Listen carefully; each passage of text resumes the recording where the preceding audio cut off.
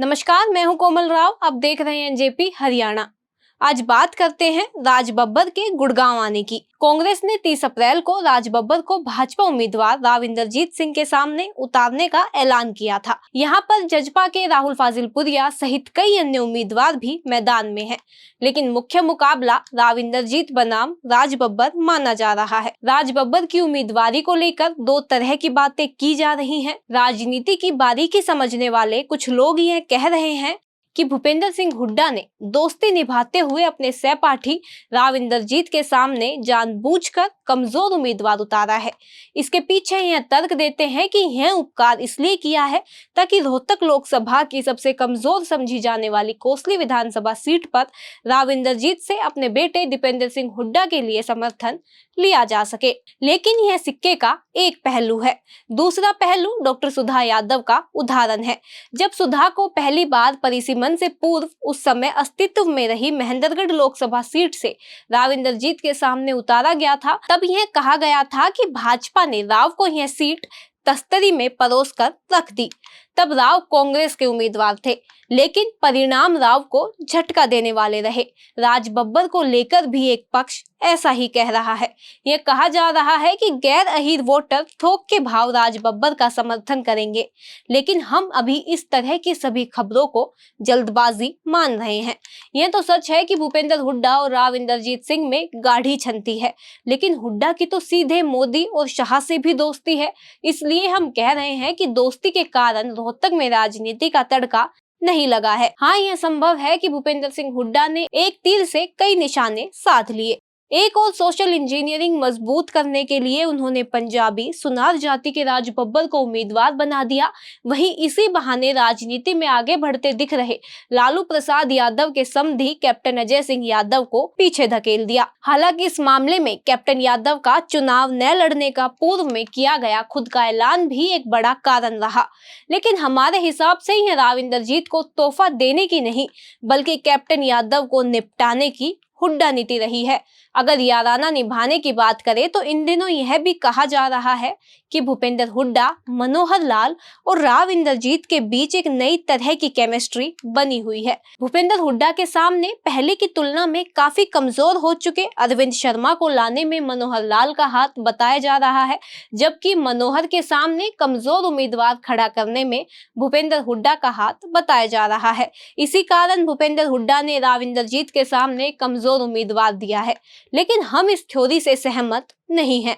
हमने केवल चल रही चर्चाओं का जिक्र किया है। राव इंद्रजीत सिंह से हुड्डा याराना निभाते तो फिर भिवानी महेंद्रगढ़ से राव दान सिंह उम्मीदवार नहीं होते। इंद्रजीत और हुड्डा की दोस्ती वाली थ्योरी इसलिए अधिक चर्चा में है और थोड़ी सी विश्वसनीय लग रही है क्योंकि वरिष्ठ पत्रकार पवन बंसल का ऐसा मानना है। उनका यह भी कहना है कि हुड्डा ने गुड़गांव में जानबूझकर कमजोर कैंडिडेट उतरवाया है। इसकी एवज में इंद्रजीत के कार्यकर्ता कोसली में दीपेंद्र हुड्डा की मदद करेंगे। बंसल वरिष्ठ पत्रकार है, वे ऐसा कह रहे हैं तो कहीं न कहीं उनकी बात में वजन होगा। चलिए मूल विषय पर आते हैं। बात गुड़गांव लोकसभा के समीकरणों पर केंद्रित करते हैं। राज बब्बर उतने कमजोर कतई नहीं है जितने कमजोर भाजपा वाले उन्हें समझ रहे हैं।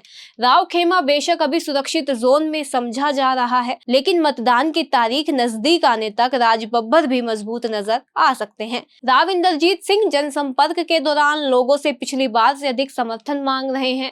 जीत का नया रिकॉर्ड बनाने की बातें की जा रही हैं। मनोवैज्ञानिक रूप से ये अच्छा है, लेकिन मतदान 25 मई को है। तब तक दरिया में बहुत पानी बहना है। तेल देखो और तेल की धार देखो। राव सुरक्षित जोन में जरूर नजर आ रहे हैं, लेकिन चुनाव में किसी उम्मीदवार को कमजोर मानना बड़ी भूल हो सकती है। राव की बड़ी जीत की उम्मीद मतदान प्रतिशत पर निर्भर करेगी। अगर मेवात में अधिक मतदान और साइबर सिटी में अहिरवाल बेल्ट में कम मतदान हुआ तो हरियाणा के बब्बर शेर कहलाने वाले राव के सामने फिल्मी दुनिया का बब्बर शेर चमकता भी दिख सकता है। राव के पक्ष में बड़ी बात यह है कि भाजपा के कहने पर आम लोगों ने भी राज बब्बर को बाहरी कहना शुरू कर दिया है। राव और उनकी बेटी आरती राव ने भी उन्हें बाहरी बताने में संकोच नहीं किया। आप राव इंद्रजीत सिंह में आरती राव की बातें सुन सकते हैं। फिल्म अभिनेता को यहाँ से आपके बराबर उतारा है, नुमाइंदगी दी है, किस तरह से देखते हैं आप? देखो, लड़ने का तो सभी को अधिकार है और हम उनको स्वागत करते हैं। कम से कम कोई हमारे खिलाफ प्रतिद्वंदी उतारा तो ही कांग्रेस ने। अब तक तो पता ही नहीं था कि उतारेंगे भी कि नहीं उतारेंगे। लेकिन फर्क नहीं आने का, जो रिजल्ट है इलेक्शन का वो अभी भी बीजेपी के पक्ष में जाएगा और यहाँ से जीत करके निकलेंगे। बाहरी का भी अगर कहीं ना कहीं मुद्दा अभी आप उठा रहे थे बंद से कि बाहर का प्रत्याशी है। देखो, बाहर का तो है ही, क्योंकि बीजेपी के प्रधान रह चुके हैं यूपी के। वहाँ से 2 बार लोकसभा का चुनाव भी जीत चुके हैं। राज्यसभा में भी अगर गए हैं तो यूपी के माध्यम से गए हैं। तो अगर वो हरियाणा में आते हैं तो ये तो महसूस तो होगा ही कि ये हरियाणा के बंदे नहीं है। और दूसरी तरफ जो उम्मीदवार आया है वो हेलीकॉप्टर से आया है, कहाँ जाएगा, कहाँ मिलेगा, कहाँ कौन होगा नहीं जानते हम। आज के दिन तो ये भी नहीं जानते कोई ठिकाना भी है उसका, अता पता तो है नहीं। आप समझ चुके होंगे कि भाजपा नेता राज बब्बर के बाहरी होने का मुद्दा प्रमुखता से उठा रहे हैं, लेकिन राज बब्बर उतनी ही विनम्रता से इसका जवाब दे रहे हैं।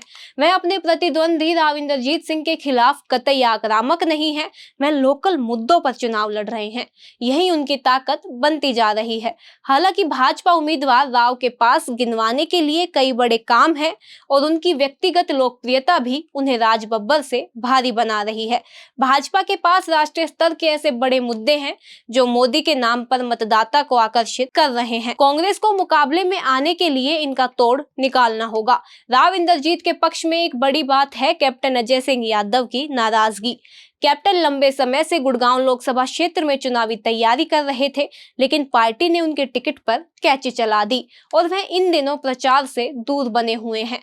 हालांकि उनके बेटे चिरंजीव राव ने राज बब्बर का साथ देने का ऐलान कर दिया है, लेकिन कैप्टन जब तक खुलकर मैदान में नहीं आएंगे तब तक राज बब्बर को उनके शुभचिंतकों का पूरा साथ नहीं मिलेगा।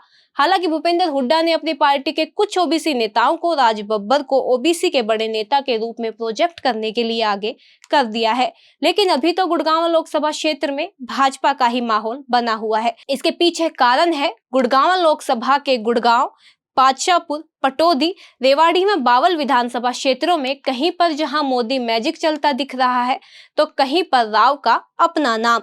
सोहना में मुकाबला टक्कर का हो सकता है, लेकिन नूंह जिले की तीनों विधानसभा सीटें राव की चिंता बढ़ाती दिख रही है। भाजपा इसलिए निश्चिंत दिख रहे हैं क्योंकि नूंह जिले से कहीं अधिक मतदाता गुड़गांव में बादशाहपुर में रह रहे हैं। गुड़गांव को लेकर आज इतना ही, शेष बातें फिर कभी। आज के लिए बस इतना ही। अगर आपको हमारी खबरें अच्छी लगती हैं तो हमारे चैनल को सब्सक्राइब करें, हमारी वीडियोस को लाइक करें, शेयर करें और कमेंट करना भी न भूलें। धन्यवाद।